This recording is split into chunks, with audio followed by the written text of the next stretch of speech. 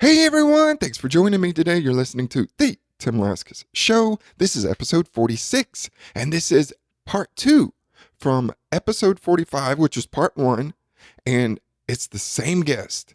And so if you listen to 45, you know who I'm going to talk about next. But anyway, before we get into that, how many out there want to launch your own podcast? But you're thinking, oh, you're too busy. No, you're not. There's no excuses. I'm doing a 3-day-a-week podcast with about 50 hours of other obligations. And I put together all my shortcuts, all my tips for you for free. Go to my website, timlaskus.com, and grab your free podcast launch cheat sheet. You love to cheat, right?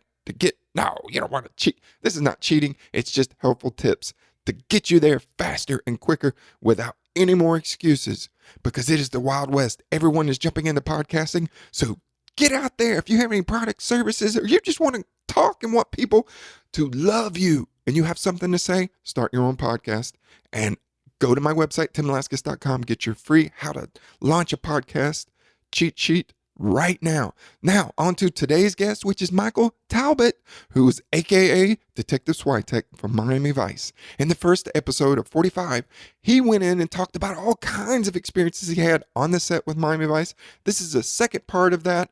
It's not my traditional kind of format, so you're just going to kind of hear us jump right into some questions that I'm fielding from Facebook Live. So sit back and enjoy. Put some Glenn Fry on. Smuggler's Blues. The Tim Laskus Show, in search of entrepreneurial gold.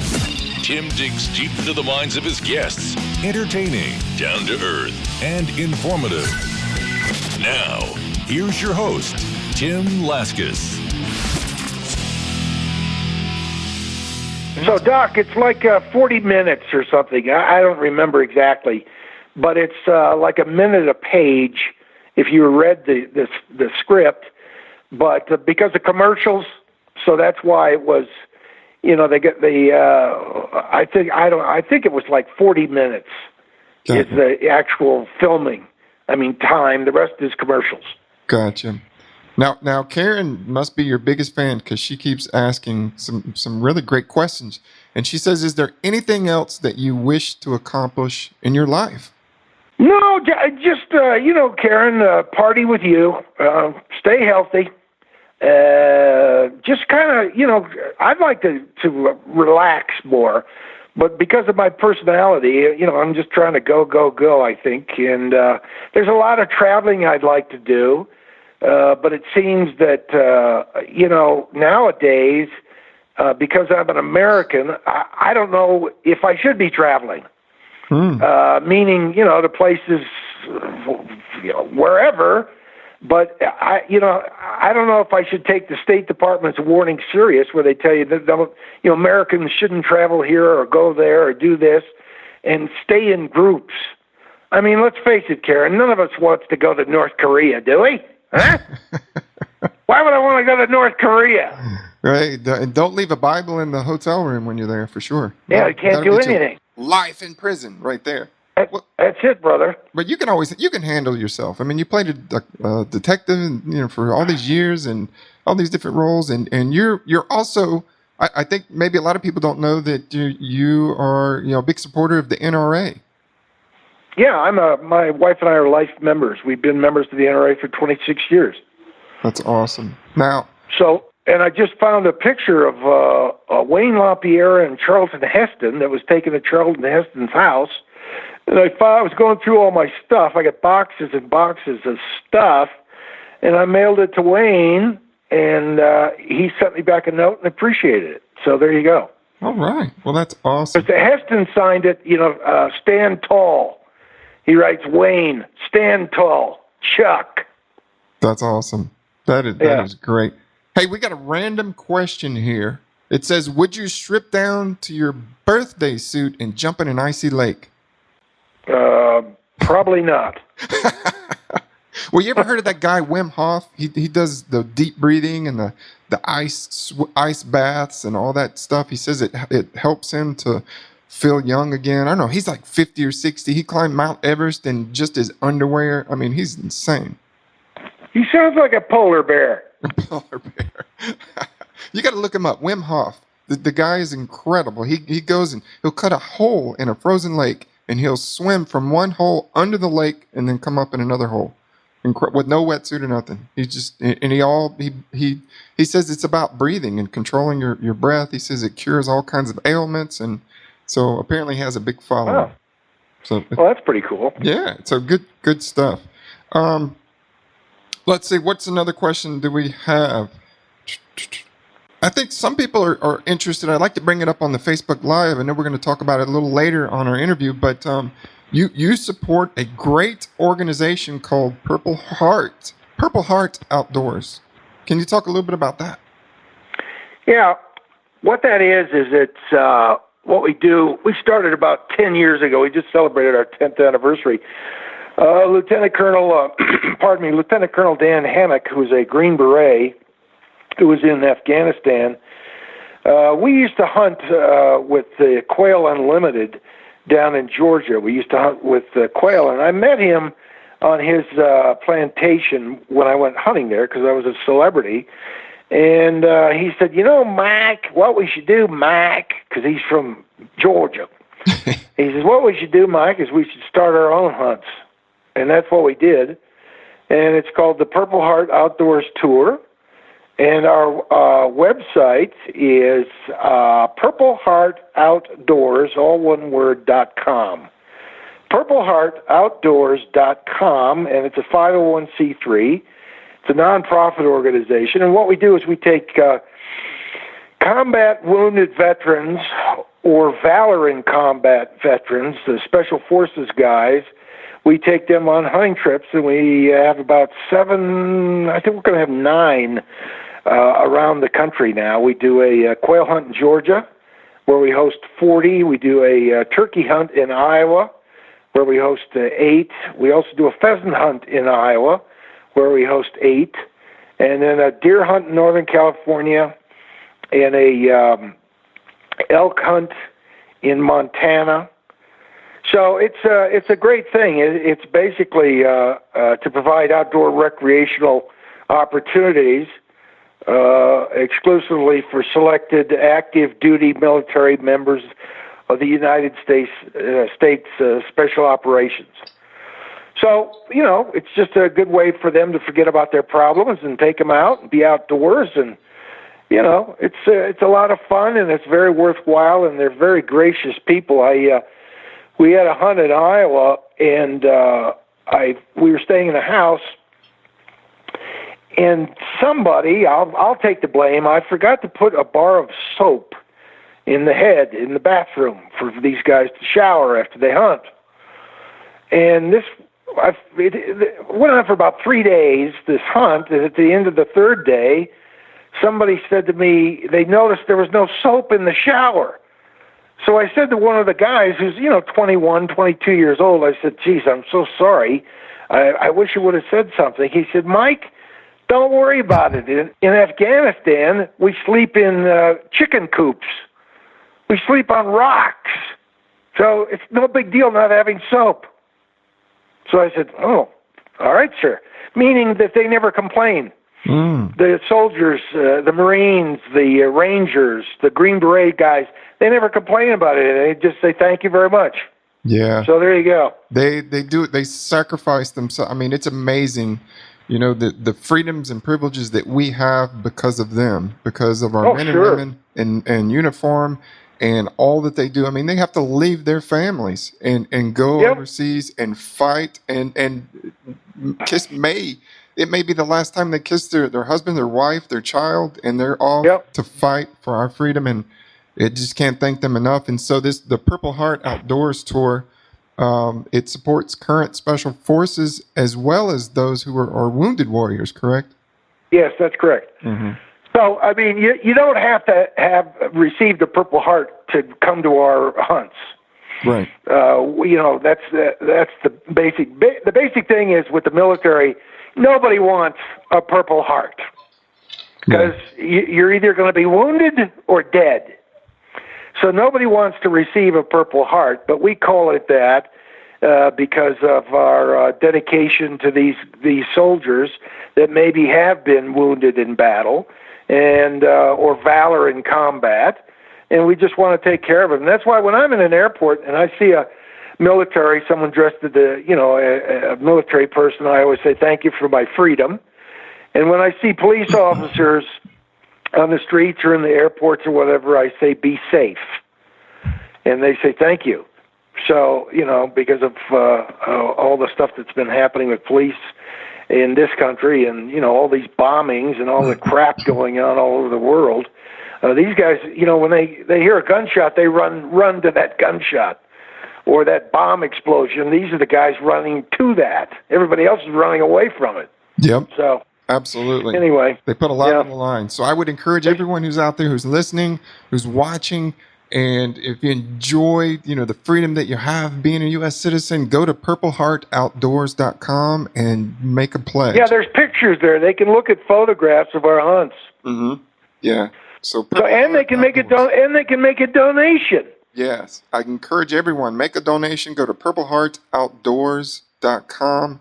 Make a donation. Support our special forces, our military, our men and women who have currently serving and who may be wounded or not. And it's a great cause, and there's nothing better than that. So perfect. Now, Mike, I want to just kind of go into some of the questions I had for our interview for the podcast. How did you get into acting? How old were you? I was 18. 18. And I grew up on a farm in Iowa, and I drove out to California I did some plays in high school. So I said, well, I'm going to go out and get in the movies. And I left Waverly, Iowa at 18 years old. I worked that summer on an asphalt crew, and I made $2 an hour. $2 an hour shoveling hot asphalt for driveways and parking lots. Wow. So I saved my money. I worked for 3 months during the summer. The hot months, of course, is when you want to do paving.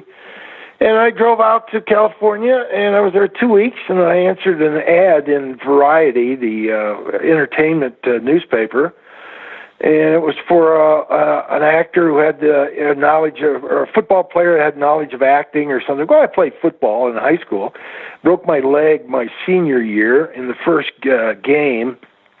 So that was it for that career. And so I said, well, I'll go out and I'll get in the movies. And I was there 2 weeks, answered the ad, and I got into a movie called Bloodsport with Gary Busey, Larry Hagman, Ben Johnson. And it was about football players in high school. So that's how I got started, 2 weeks. And I called my mother and I said, I'm in the movies and I got in this job and I'm an actor and I got to join the union and got to do all this stuff. And she said, really? How are you okay? Are things okay out there? I said, Mom, I got in this movie. Yeah, sure you did. Yeah, right. You've only been there 2 weeks and you got into a movie? So I had to take pictures with the cast members and send them to my mother to prove I was actually in the movie. Now, did she say, but Mike, you need a job. Forget all that movie stuff. You need a job. You need a real job. Yeah. Well, she's like, well, how? I said, no, really, I'm in this movie. I'm getting paid. So, I had to take pictures with like Larry Hagman and Gary Busey and send them home to prove I'm actually in next to the camera, that kind of stuff, just to prove I'm actually doing this and I'm talking and everything. Well, and then when she saw your first check, she was like, "Oh yes, my son, how smart you are." It's a beautiful thing. The greatest thing that I've said this before in interviews. The greatest thing that happened in my career was that my mother lived long enough to see it. So I was always grateful for that. Now, your mother's name was it Kay? Kay, yeah. She's in the episode of Miami Vice, The Cows of October. Richard Brams, the producer that I talked earlier about, had a dedication at the end of the show for her. Oh, wow. Because she died in the middle of making that episode.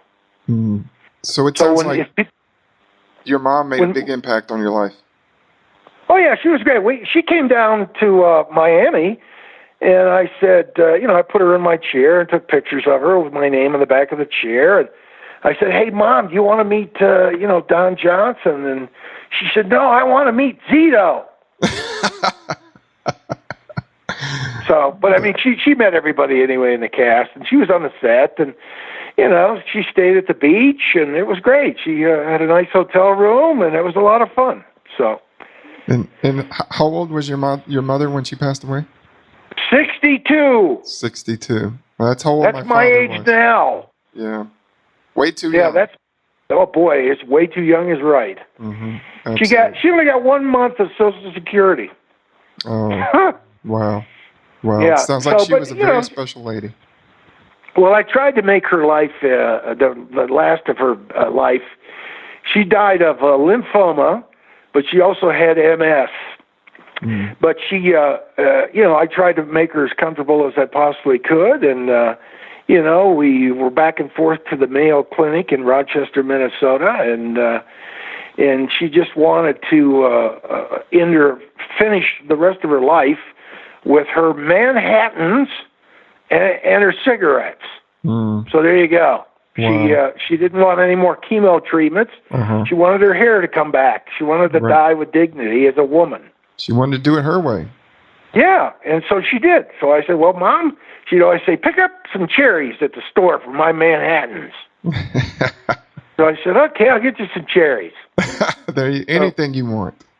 Yeah, well, at that point, it's kind of interesting because, at that point, so what? If she wants to have, a Manhattan and a cigarette, go right ahead. There you go. Yes. So that's where it was kind of a funny thing because I remember my wife's grandmother in England, her nan was 104, and wow. She was living in this rest home or whatever you want to call it over there.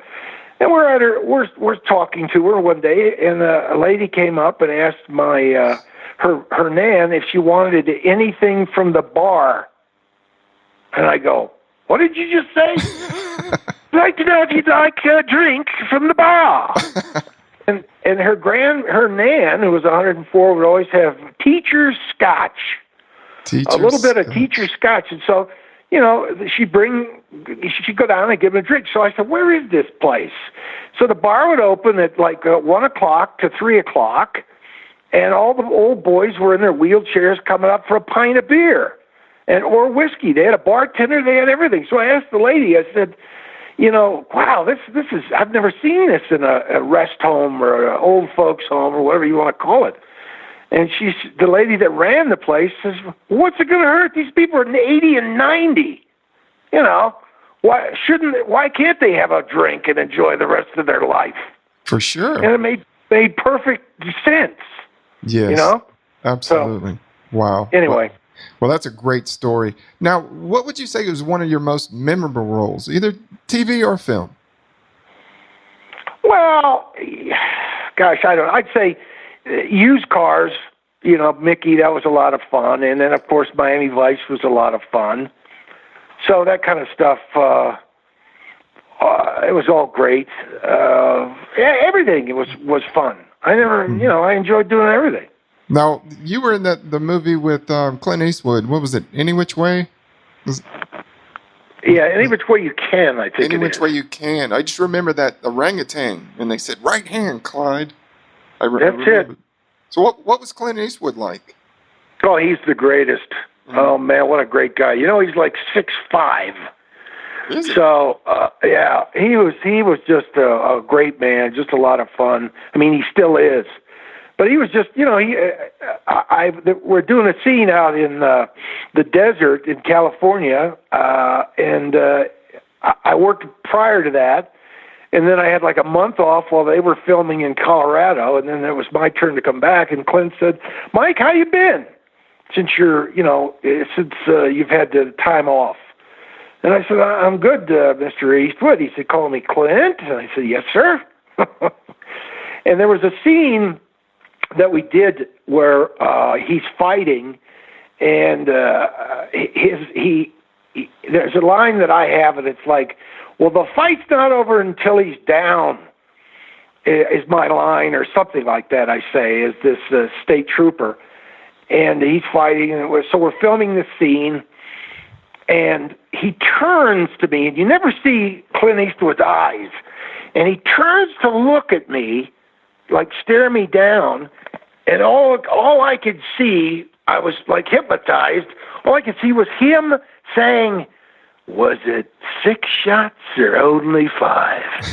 Well, to tell you the truth, in all this confusion, I've forgotten, And then he goes, "Do you feel lucky, punk?" So that's all that was running through my head. And so the director goes, "Cut, Mike, say your line." And I said, "Oh, I'm sorry, Mr. Eastwood. I was mesmerized or hypnotized." And he said, "Yeah, it happens to everybody." Because if you look at the movies, you'll never see his eyes. He turns to go, "Well, punk," That's all I could think of. He's calling, oh my gosh. So, wow. And he only does 1 or 2 takes, see? Uh-huh. He doesn't like to keep filming. He says, "It's time to go home and have dinner and be with our family." So, get her done. Yeah, that's him. That's awesome. You're such a good storyteller. Well, would you, let me ask it this way.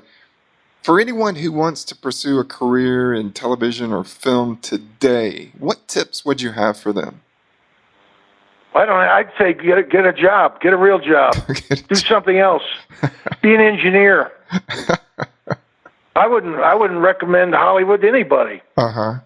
So it's and I'll tell you my reasoning behind that.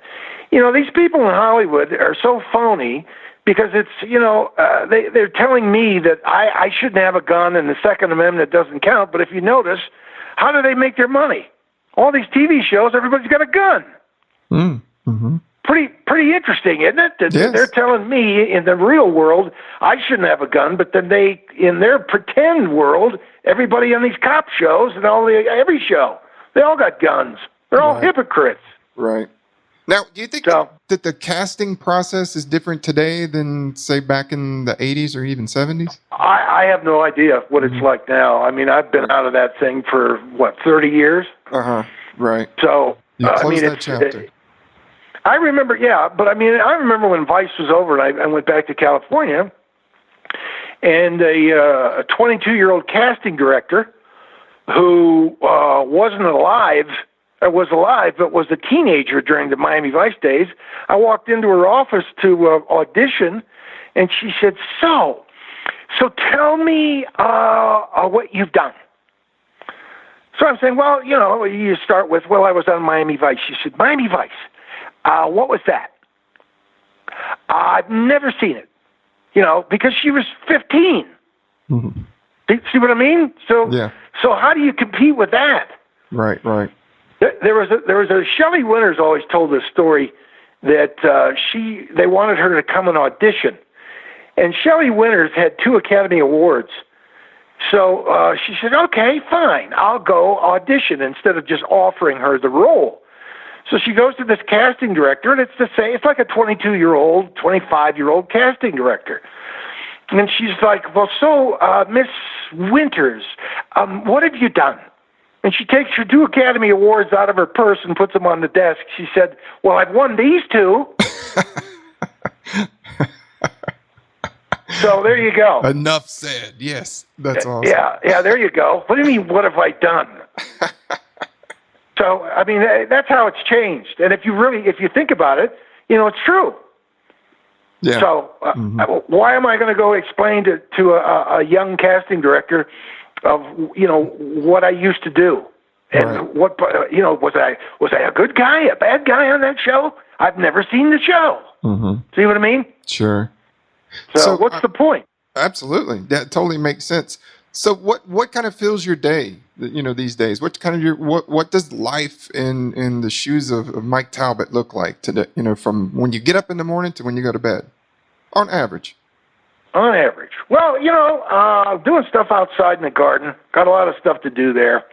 Maybe I'll go to the range, crank off some rounds, shoot some targets. That kind of stuff. Just kind of tinkering around the house. Got a lot of stuff to do here. Right. And that's, the older you get, Tim, the more I'm realizing, gosh, how the days go. Boy, they go quick, don't they? They sure do. It's just like I remember as a child when, the first week in December came, Christmas was still like a year or two away. It was, a long time. And now, I'm thinking, when May or June hits, I'm like, man, Christmas is going to be here before you know it. Yeah, it's amazing. The older you get, the more that starts happening. And I remember as a kid, gosh, we'd play outside or bale hay until 9 o'clock at night. Because it was still light out, and boy, what a long day! But boy, it was a fun day. Yeah. So now it's unbelievable how fast time does fly. Right. Well, and also the what people are doing with on computers and iPads and tablets and stuff. I remember growing up and just going out playing kickball with the kids in the neighborhood or kicking the can, or we were always running around catching lightning bugs or doing something. Now kids stay inside. They're on their computers or their iPads, Well, that's why I'm illiterate with the computer. I mean, I can get email and I can look at the Facebook or whatever, that kind of stuff, but I don't spend much time on the thing. And with all these hacks and people hacking in and all this stuff, I don't understand half this stuff anyway. So yeah, but I agree. There you go. Now you're moving out of New Mexico and you're going back to the country, back to your roots, to a farm, right? No. No. Okay. All right. I don't know where you got that. You're not going to move to a farm. Yeah. Okay. All right. No. I just thought you were interested in going back to the kind of the farming lifestyle where you get your hands dirty. Yeah, I'd like all that, Tim, but, if there's outbuildings, those outbuildings need paint. And those outbuildings need shingles. And those outbuildings need insurance. And those outbuildings need a lot of care, don't they, Tim? That's true. They do need a cut. So you're kind of saying... And you gotta pay taxes on those buildings, property taxes. No, I'm cut all that out now. That's all behind me. That's all behind you. Now it's just living the life, living the dream. None of that extra crap. No, the goal now is to get a house in one level. Okay? One level, no stairs. Just ground level. That's where we're heading that way. Well, they even have those bathtubs where you don't have to step over the lip. You just they have like a little door on the bathtub. Beautiful thing. And then I'll be getting a hurricane in no time. A what? A hurricane? What is hurricane? Like a hurricane. A cane. It's called a hurricane or hurricane. Well, they have it stands up by itself. Oh, with the three prongs on the bottom. Yeah, or the four, or whatever it is. Oh, yeah. Well, there you go. Hurricane. Or do you go to that first and then you get the walker? Yeah, that'll be next. It's a beautiful thing. No stairs. That's what I've got to look forward to in my career. No stairs.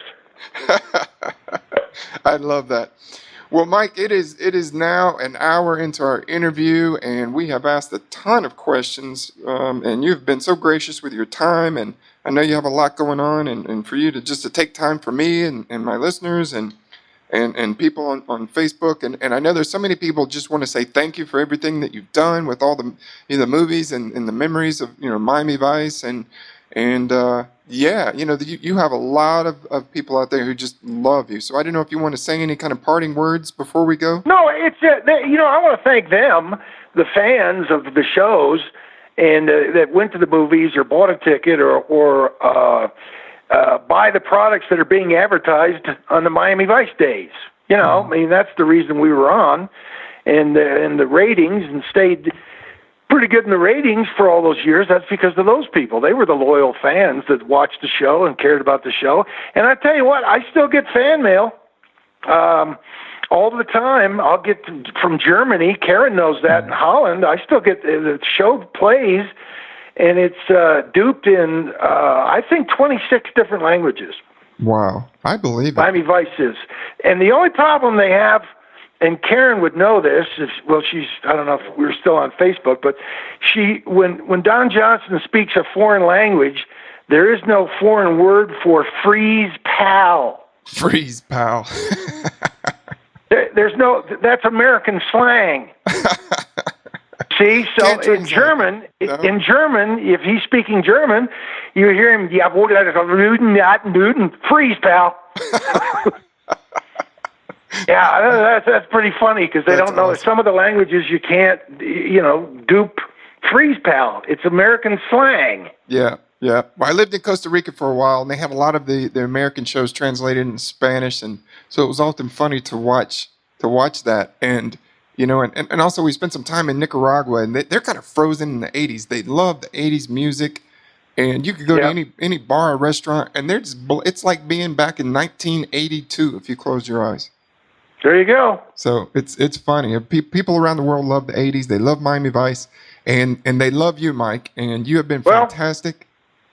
They're great people, and I want to thank them all for all the years of my success and them watching and helping to make me successful. And if it wasn't for them, there wouldn't be me. So think of it that way. There you go. Awesome. Well, Mike, hey, I wish you well, and hopefully we can meet up sometime and go shoot some rounds at one of the ranges out there, wherever you're at. Roger that. Now I've got to go bring the laundry in. It's dry. Now you got to go get your underwear. Now they're clean. Yeah, they're flying out of here in the wind. All right, brother. Anyway, take care. We'll do this again sometime if you want. I'm more than happy to do it again down the road. We will. Ladies and gentlemen, there we are. The Michael Talbot. Thanks, Mike. I'll be in touch. Thanks, Zeb. Take care, buddy. Take care. Want more entrepreneurial tips? Go to timlaskus.com.